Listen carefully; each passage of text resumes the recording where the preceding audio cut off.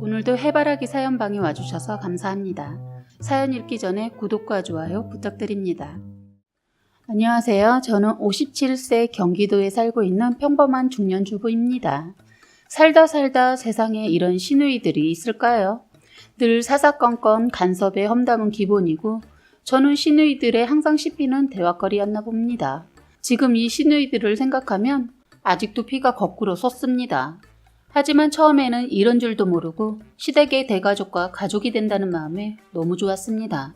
외롭게 남매로 자랐던 저는 언니들이 생기는 것 같다 설레었는데 제 마음과 달리 그들의 마음은 달라도 너무나도 달랐습니다.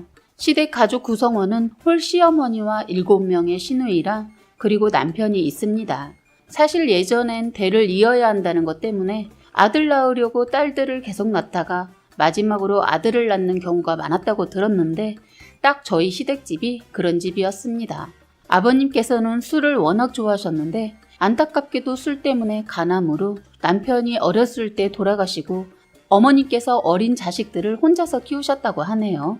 그래서 어머님은 자식들을 위해 아버님의 몫까지 일을 해야 해서 너무 어렸던 남편을 보살피는 일은 누나들의 몫이었다고 해요. 누나들이 남편을 번갈아 가면서 애지중지 키우셨다고 들었는데 그건 그거고 딱 거기까지 였어야만 했습니다. 이제부터 시누이들과의 사건을 얘기해 보겠습니다. 결혼 전에는 저를 그렇게 예뻐하시고 하시더니 결혼하고 나니까 하루아침에 돌변을 하시더군요. 이유도 없이 시누이들이 저를 싫어하더라고요.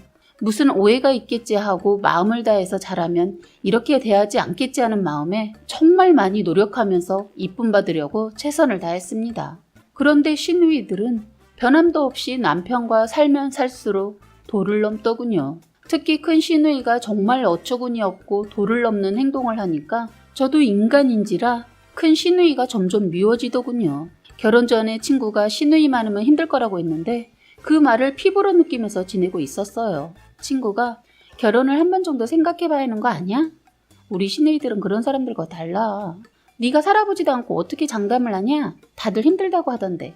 지금도 많이 예뻐해 주시는데 설마 결혼했다고 미워하겠어? 힘들 땐 바보같이 참지 말고 너도 싸워. 농담이 아닌 진지하게 말했던 친구의 말이 이제는 왜 그렇게 말을 했는지 살아보니까 절실히 느끼고 알겠더라고요. 시누이들이 저보다 더 나이가 많고 한 명만 저보다 어려서 큰 문제 될 거라고 생각 안 했습니다. 그땐 제가 어려서일까요? 가식적으로 따뜻하게 대해줬던 시누이들을 언니들이다 생각하고 살갑게 다가가려고 무진장 애를 썼습니다. 저는 저희 집에서 첫째다 보니 언니 있는 집이 늘 부러웠거든요.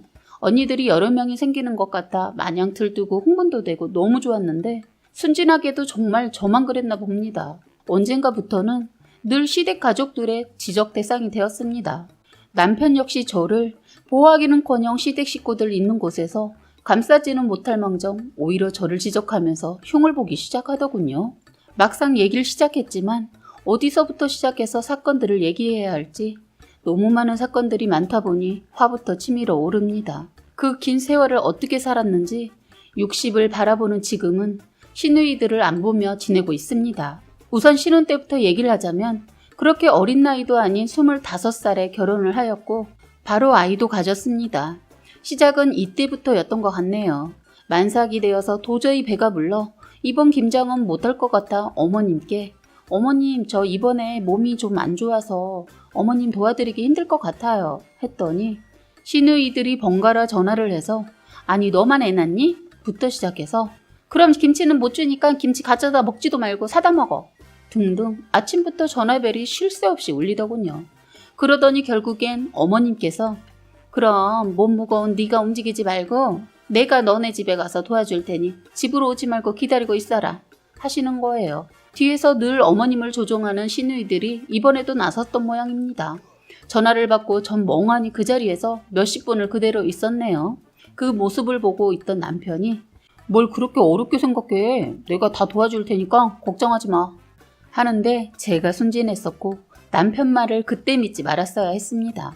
도와준다던 남편은 김장 때 잠만 냅다 자고 자는 남편을 깨우면 시어머니는 노발대발하면서 회사 다니면서 얼마나 피곤하고 힘들면 저렇게 자겠니?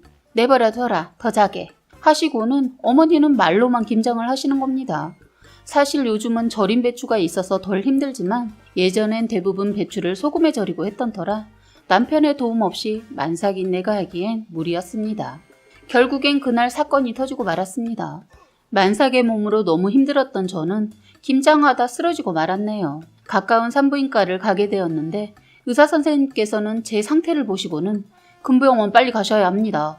이러다 산모 죽을 수도 있고 아이도 위험한 상태이니 빨리 가셔야 합니다. 라고 해서 근처 큰 병원에 입원을 하게 되었습니다. 만삭의 몸으로 김장을 했으니 그때 제 몸은 말로 할 수 없을 정도로 지쳐 있었고 너무 아팠습니다. 저혈압에 아기도 내려와도 너무 내려와 있고 상태가 너무 안 좋아서 잘못하면 조산할 수 있다고 하니까 그때야 남편은 자기야 미안해. 이렇게 힘들면 혼자 하지 말고 깨우지. 왜 혼자 미련을 떨었어. 하는데 기가 막혔습니다. 제 몸 상태를 누누이 얘기했고 이렇게 큰일을 겪고 나서도 말을 그따위로 하는 남편 새끼를 그 순간 시어머니가 있다는 것도 있고 남편 새끼 뺨을 욕과 함께 한 대 때리게 되었어요. 제가 때렸는데도 남편 새끼 미안했는지 맞고 있고 그 순간 시어머니가 소리를 질러서 아차 했습니다. 시어머니 노발대발하시며 하신 말이 너 그렇게 안 봤는데 시애미 앞에서 이게 무슨 경우 없는 행동이냐? 정말 유난을 떠는구나. 우리 옛날에 배불러서 애없고도 김장을 했고 밭일에도 암시렁 안 했는데 진짜 별나. 도대체 잘하는 게 뭔지? 하시면서 꾸짖는데 정말 눈물만 계속 나더군요. 그런데 이것은 일도 아니었어요. 이제부터 막장 드라마 같은 일이 벌어졌습니다. 시누이들이 우르르 병실에 들어서더니 동생이 저에게 맞았다는 얘기를 듣자마자 한다는 말이 네가 뭔데 감히 내 동생한테 욕하고 때려? 어린 나이에 아빠 없이 자란 것도 화가 나는데 네가 손을 올려? 병실에서 난리 한바탕이 벌어졌습니다. 안 그래도 몸 상태가 안 좋은데 이런 말을 듣고 스트레스를 받아서인지 몸 상태가 더 안 좋아져서 바로 제왕절개 수술을 하게 되었습니다. 다행히 바로 응급처치가 이루어져서 아이는 건강하게 태어나고 저 또한 괜찮았습니다. 시누이들 놀랐는지 한두 명씩 제 앞에 보이지 않더군요. 다행히 무사히 태어나고 친정에서 조리하게 되었습니다. 이런 큰일을 겪고 나니까 더 이상 참고만 살 수가 없겠더군요. 시누이와 저 사이에서 자꾸만 이간질하는 시어머니를 가만히 두고만 보고 있을 수가 없겠더라고요. 시어머니는 무슨 일 있으면 더 부풀려서 시누이들에게 다 고자질을 하는 분이세요. 그러다 보니까 시누이들이 돌아가면서 전화를 하는 겁니다. 한 번도 아니고 자꾸 반복되는 것을 제가 바꾸어야 살 것 같아서 독하게 마음먹고 시어머니보다 더 시어머니 같은 큰 시누이에게 말했어요.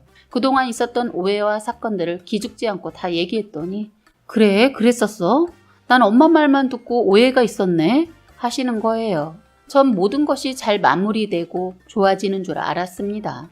큰 시누이를 믿은 제가 바보였습니다. 큰 시누이는 병원 사건 이후로 더 사사건건 참견하신 것 때문에 스트레스가 장난이 아니었습니다. 저희가 이사를 해서 가구를 다 새 걸로 샀는데 그것도 오셔서 트집을 잡으시는 겁니다. 한다는 말이 왜 멀쩡한 걸 두고 새로 샀어? 돈지랄이야. 돈이 그렇게 많아? 그럼 나도 하나 사줘. 이게 집들이 와서 하는 말입니까? 병원 사건도 있고 해서 껄끄러워서 저는 큰 시누이를 자주 보고 싶지 않은데 시도 때도 없이 저희 집에 오는 거예요. 아들 장가 보낸 엄마처럼 안 보면 보고 싶어서 안 된다나 뭐래나. 더 황당하고 어처구니 없는 건 남동생 보고 싶어서 이사를 할 정도면 말 다 한 거 아닌가 싶네요. 시누이와 그전에도 너무 가까운 것 같아 멀리 가고 싶어서 말도 안 하고 이사를 했습니다. 그런데 한 달 지나 시누이가 이사를 집 근처도 아닌 같은 아파트로 이사를 온 것입니다. 그때부터 저는 시누이 시집살이가 시작되었지요. 시누이는 시도 때도 없이 급한 일이 있다며 옳게 내가 오늘 모임이 있어. 애 아빠랑 애들 보낼게. 이렇게 전화가 오는 겁니다. 저도 애 챙기랴 제 일도 제대로 못하고 사는데 시누이 가족까지 챙기다 보니까 신랑과 싸움은 더해갔지요. 남편한테 누나 보고 이래라 저래라 하지 말라고 돌려서 말해주면 안 돼? 하니 남편은 내가 좀 이해해주면 안 되겠어? 내가 어릴 때부터 누나가 얼마나 아끼고 사랑해주면서 자신을 희생하면서 살았는데 상처 주는 말 못해. 매정하게 어떻게 하냐 하는데 어처구니가 없더군요. 그래서 신랑에게 그럼 누나 가정 챙기는 거 자기가 하던가 왜 자꾸 내가 챙기게 하고 자긴 쏙 빠지는데 너무한 거 아니야? 결국 그날도 시누이 일로 둘이서 싸우고 살림 때려 부수고 난리가 났네요. 늘 우리만 힘들었던 것 같아요. 예전 일도 있고 해서 시어머니랑 인해 오해 생긴 것 때문에 잘 지내보려고 했는데 시누이는 제가 큰 잘못을 해서 이러고 사는 줄 알고 있는 것 같았어요. 이렇게 살다가는 가정도 깨지고 애도 힘들 것 같아 용기 내어 시누이를 집으로 불렀습니다. 그리고 얘기를 했죠. 형님, 죄송한 말이지만 저는 충분히 할 만큼 했다고 봐요. 더 이상은 못하겠네요. 제가 형님 몸종도 아닌데 이래라 저래라 하는 걸 왜 전부 따라야 하는지 모르겠어요. 정말 더는 이렇게 못 살겠으니까 우리가 이사를 가든지 형님께서 이사를 가세요. 그러자마자 얼굴이 벌겋게 변하면서 시누이가 벌떡 일어나더니 이게 보자 하니까 이제 위아래도 없이 못하는 말이 없네? 이렇게 말하면서 제 머리채를 움켜잡고 흔드는 겁니다. 처음에는 흥분한 시누이를 진정시키려고 형님 왜 그러세요? 그만하세요. 이렇게 말해도 더 힘을 주고 머리채를 휘어잡고 흔들더라고요. 이러다 죽겠다 싶어서 살려고 저도 형님 머리채를 똑같이 비틀어서 움켜잡았습니다. 저는 있는 힘껏 머리채를 더 심하게 흔들었네요. 진짜 시누이는 힘없이 흐느적거리면서 비명소리를 지르더라고요. 그런데 그 순간 별이 반짝했습니다. 신랑이 저를 친 겁니다. 너 제정신이야? 사람이야? 어디서 위아래 없이 죽을래? 라고 말하더라고요. 그 순간 잡고 있는 시누이 머리끄댕이를 방바닥에 밀쳐서 던져버렸습니다. 신랑이란 인간이 무조건 시누이 편만 들고 자초지종도 묻지 않고 손찌검을 한 걸 생각하니 분해서 그때 저도 남편 싸대기를 쏘아붙였습니다. 그때 또 때리려 하길래 급하게 부엌으로 달려갔어요. 가스 밸브를 열고 부엌에서 사용하는 라이터와 가위를 들었습니다. 가위로 밸브 밑에 연결되어 있는 가스 고무호스를 잘랐더니 치 가스가 새는 소리가 나는 거예요. 그리고는 곧바로 저는 크게 소리를 쳤어요. 야! 도대체 나한테 왜 그러는 거야? 그래 다 죽어. 다들 놀랐는지 모든 상황이 정지가 되었습니다. 이 모든 것을 멈출 수 있었던 건 저희 아이가 방에서 나오자마자 모든 것이 정리가 되었습니다. 그 순간 저는 이성을 되찾고 정신이 번쩍 들더군요. 저도 왜 그렇게까지 했는지 제 자신이 너무 놀라웠습니다. 다들 내 눈치만 보다가 시누이는 더 건드렸다가는 진짜 죽을 수 있겠다 생각했는지 도망치듯이 저희 집에서 나가더군요. 가스 밸브를 잠그면서 저는 그때 이혼을 해야겠다고 생각했어요. 그래서 신랑에게 분하고 원통해서 소리치면서 말했어요. 난 당신같이 아내는 안중에도 없고 시누이만 생각하는 사람이랑 더 이상 못 사니까 당장 이혼해 하면서 소리를 질렀어요. 신랑도 놀랬는지 그때 눈물을 흘리면서 내가 생각이 짧았다고 하면서 다시는 이런 일 없을 거고 미안하다고 하더라고요. 남편이 이렇게 빌고 그리고 저도 엄마인지라 방에서 나온 아이를 생각하니 이혼을 다시 생각하게 되었습니다. 그러면서 남편에게 조건도 걸었습니다. 2번 다시 나에게 손찌검을 하거나 시누이 편만 들면 뒤도 돌아보지 않고 바로 이혼을 할 거라고 했습니다. 이후에 여러 가지 사건들이 있었는데 이 이야기까지 말하면 너무 길어질 것 같네요. 아무튼 며칠 후 얘기를 들었는데 저에게 몹쓸 짓을 했던 시누이가 이사를 갔다는 겁니다. 안 좋은 사건이 있었지만 어찌나 속이 시원하던지 채기가 내려가는 기분이었네요. 그 이후로 저를 무시하던 못된 시누이들을 안 보고 삽니다. 가족 행사 있어도 저는 안 가고 남편만 참석하다 보니까 등 돌리고 산 지 벌써 20년이 조금 넘어가네요. 지금도 시누이들은 제 얘기로 하루를 시작하지 않을까 싶네요. 자기들한테 잘해도 그렇게 흉보며 살았는데 지금은 안 봐도 뻔하지 않을까 싶어요. 그러던가 말든가 안 보고 사니까 세상 편하고 너무 행복했던 것 같습니다. 형님과 저희의 큰 사건 이후 시어머니는 얼마 되지 않아 갑자기 돌아가셨어요. 그것 또한 제 탓이라고 말하고 다닌다는 시누님들 정말 답이 없네요. 뭐 어쩌겠어요. 자기들 입으로 떠들고 다니겠다는 분들을 어떻게 말리겠어요.